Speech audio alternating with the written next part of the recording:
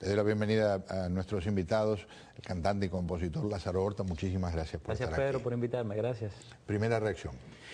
Bueno, la primera reacción es que se nos va una de las grandes figuras de la pianística cubana, pero se nos va físicamente porque el legado musical es extraordinario, así que estamos seguros de que eso va a permanecer por toda la vida.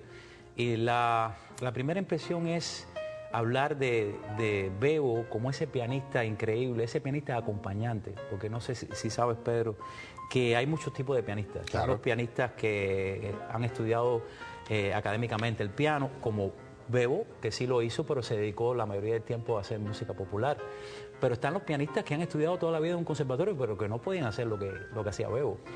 Esa posibilidad de improvisar y de hacer de la música cubana, de mezclar los géneros como lo hizo Bebo. Te estoy hablando desde el tango, la rumba flamenca, la música afrocubana, el jazz, pionero de esa generación de grandes pianistas del siglo XX. Puede haber mucha educación, pero se necesita el talento. No, pero sin el talento no se llega. El talento y una cosa muy peculiar de ese tipo de pianista que se aparta de lo académico y puede desarrollar una carrera como improvisador, como pianista popular. Vamos a presentarles a nuestro invitado. En este caso, para mí, representa una alegría extraordinaria, un gran honor. Hace tanto tiempo que no hablo con él, lamento las circunstancias, pero le doy la bienvenida a ese formidable ejemplo del trabajo humorístico a lo largo de la historia y gran amigo de Bebo Valdés, Guillermo Álvarez Guedes. Buenas noches, señor. Buenas noches, ¿cómo estás? Estoy muy bien, triste por lo que estamos hablando, pero inevitablemente emocionado por poder hablar con usted, Guillermo. Siempre te veo, tú eres... Ah, ¿es usted? Tú eres el número uno como periodista. Muchas gracias, muchas gracias. Hay que verte. Cuénteme, ¿qué sintió cuando se enteró del fallecimiento de Bebo? Hijo, yo no pensé que iba a morir tan joven. Y te digo tan joven porque no creía que iba a morir antes de los 100 años. Bebo siempre tuvo esa dinámica, siempre fue. Fíjate que yo grabé con él el hit más grande de Rolando la Serie, Sabor a mí, a las 3 de la mañana, porque no tenía otra hora. Él era el director de la orquesta de Tropicana en aquellos momentos. Entonces yo le dije, bueno, Bebo, tengo que grabar ya, hay que grabar ya. Y dice, bueno, grabamos a madrugada. Yo recojo a los músicos que terminen a esa hora y nosotros cabaret, nos vamos para allá y grabamos. Y grabamos a esa hora, terminamos como a las 6 de la mañana. Eso fue, si no me equivoco, el siglo pasado, ¿verdad, Guillermo? Sí, sí, claro. Yo no soy tan viejo, te voy a meter 2 siglos por el medio. ¿Cómo una pincelada de Bebo ser humano? Bueno, la pincelada más significativa de Bebo como ser humano, yo diría que es política. Bebo estaba en La Habana cuando llegó el castrismo y un minuto después estaba en el aeropuerto de Rancho Cordillero buscando un avión para irse de Cuba. Fue el primer músico que se dio cuenta de lo que era aquello y se fue. Además se llevó con él a varios valores musicales.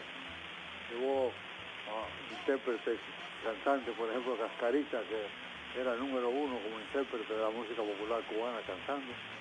Se lo llevó para México y a varios más. Lázaro, la obra de Bebo Valdés tiene un paréntesis muy grande. Hay, no sé si se puede decir desaparición, pero hay una etapa, vamos a decir, opaca en la que no estaba interesado por la razón que fuera, y de repente hay un resurgir extraordinario en la época que la gente está pensando en el retiro. Él arrancó con todo una nueva etapa. Sí, yo no sé quién ha usado esta frase o de quién es esta frase, pero Bebo se alejó de la música, pero la música no se alejó de Bebo. Así que lo que estamos viendo aquí es ese periodo quizás necesario de los artistas, no solamente los músicos, los pintores, que se apartan un tiempo quizás para recapacitar, para reflexionar, para refrescar.